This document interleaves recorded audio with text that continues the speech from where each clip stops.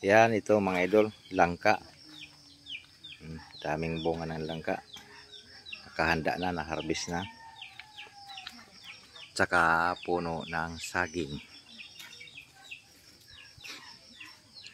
Ang saging na saba mga idol. Yan, ang saba. Yan, malapit na siyang harvestin na naman. Gabi naman mga idol. Gabi, kangkong, tsaka talong.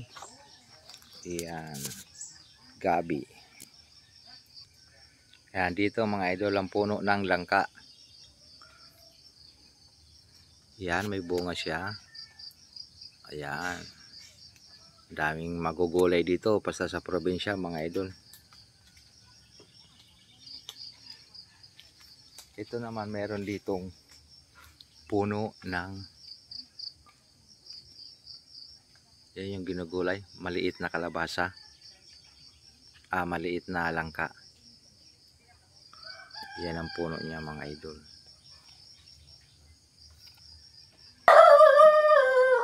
Yan mga idol, ito ang service na karusa ng probinsya. Yan ang transportation nila dito kasi hindi nakapasok ang sasakyan.